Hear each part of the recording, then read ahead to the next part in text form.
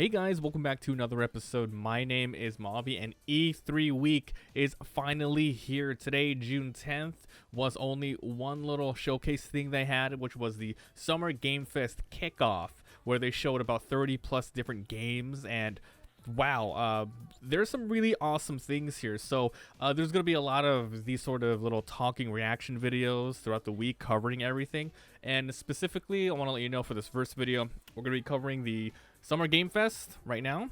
Next video is for tomorrow, Koch Media for about an hour. The IGN Expo, we got the Guerrilla Collective Showcase. We have the Wholesome Direct, the Ubisoft Forward, Devolver Digital, Gearbox Entertainment, Upload VR, Xbox, Bethesda, Square Enix, Warner Brothers, PC Gaming Show, Future Games Show, Take-Two Interactive, Capcom, Razer, Nintendo, Bandai Namco, all showcases and the E321 awards. There is a lot going on this week, and I'm going to try my best to do a little video for each one. I'm not going to do a live reaction because it's going to be during the day, and I got some stuff going on, but I usually do it during a stream. So let's go ahead and just talk about the things that happened today. And of course, the best way to watch it, the best way to get the news is to watch it yourself. But if you guys care about what I think about it, then I'll let you know what I'm specifically interested in, and we'll go from there. So, all right, so I have a little list here. So first of all, I missed the first couple of minutes, but apparently they showed off Tiny Tina's Wonderland. This is a little spin-off. The trailer's up there, and I don't know what this thing is. It might be an action game. I'm not too entirely sure about that. It's a Borderlands spin-off of the highly popular Tiny Tina. And then this one, I can't believe I missed this one. I would have lost my shit when I saw this. This is the Metal Slugs Tactics. I looked at the trailer. It looks freaking amazing. It looks exactly like the Metal Gear sprites. Metal Slug. It just looks really something that I would play. And then they had a Kojima come out, and he talked about the Death Stranding director's cut for PS5. I didn't watch the trailer thing, so I don't know what's exactly different, but I wasn't actually too interested in the game, so I probably won't be playing that. Alright, so let's go ahead with what I wrote down then. Okay, so Lost Ark is going to be coming out. It's an isometric action game from Amazon Games. I think this was a Korean thing. It's coming over to international. It looks pretty good. Then they quickly talked about Warzone Season 4. I kind of stopped playing it. If I do care about that, it would only be for Warzone though. Then Among Us. Wow, you guys like that $800,000 chicken nugget that sold a while ago? News, they got new roles, which, was going to bring life into the game. Color, skins, cosmetics. But the biggest thing are the roles. The different kind of things. Because people like to mod Among Us to get some, longevity out of it. But, official new stuff, that would be sweet. Then, this one surprised me too. So Salt and Sanctuary, I loved it when it first came out. This is specific, it's pretty much number 2, but they didn't say Salt and Sanctuary 2. This is called Salt and Sacrifice. It's a 2D dark action game. It's really compared to like a Dark Souls 2D, and it's really nice. You'll have a lot of different classes and stats and equipment. It's basically just like a Dark Souls game. All right, then they quickly showed off Chivalry 2, the Chivalry 2 launch trailer. I did play the game already. I liked it a lot. If you guys want to see the gameplay, it's on the Let's Play channel. Then they showed a game called the Anacrusis. This is a multiplayer first-person shooter. Not much there. It's more of a cinematic thing, so not really too excited about that. Then they showed off Rocket League, Fast and Furious Cars. Wow, very cool. If you're into both of those, then that's awesome. And then this one was a little bit of a disappointment. But I don't know if there's gonna be another game from the series. But this is the Vampire the Masquerade Blood Hunts. I don't know if Vampire the Masquerade is coming out with like a real true sort of sequel, where it's a first-person RPG with very story-heavy elements, single player. But this Blood Hunt, it looks like a multiplayer team battler. Like an arena battler. I'm really not interested, but I don't know if the one that was announced before is this one. If so, that is really disappointing. But if this is just another like spin-off, then cool, whatever, right? They showed off the House of Ashes. Now this one's really interesting too. It's also from the makers of the Until Dawn game.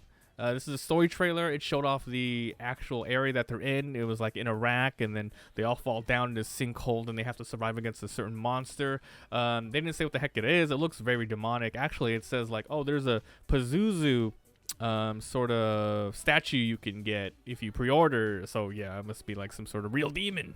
Okay, then they show off Tales of Arise, some more gameplay of that. I love the Tales series. My favorite is Tales of Symphonia. This one comes out really soon. There's a lot of games for me to get to. I also wanted to play the previous Tales games before this one comes out. I don't know if I'm in time for it, but I'm definitely playing this one when it comes out.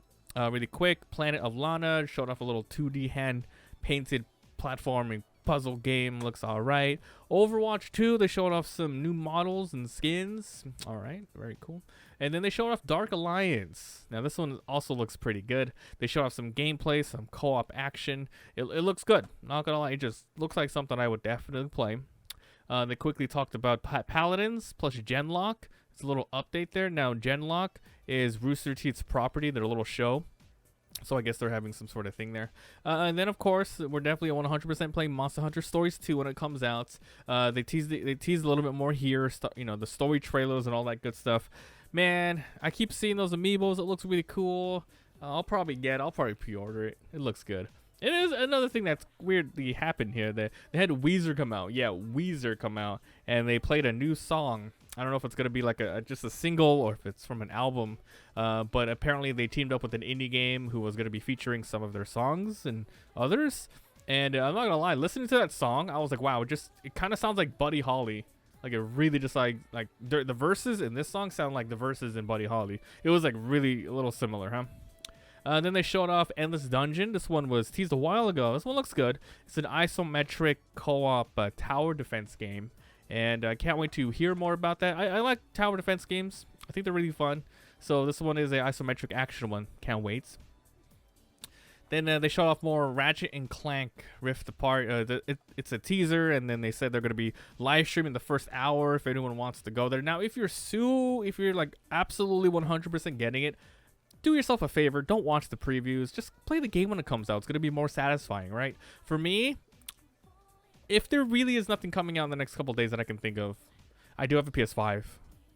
I should play Ratchet and Clank. I probably won't regret it, but I'm just not a fan of the series. I haven't played it, but it's probably going to be really good. So maybe if nothing else is out. Then they talked about Far Cry 6. Not really about the game or gameplay, but they showed off the villain of the game. And Far Cry really got like a good villain in number 3 or 4, was it? And then they like really like grabbed onto the idea of having a really awesome antagonist, and they had I wrote his name, Giancarlo Esposito, who played Gus in Breaking Bad. I loved him in that role, and then he's also in the Mandalorian.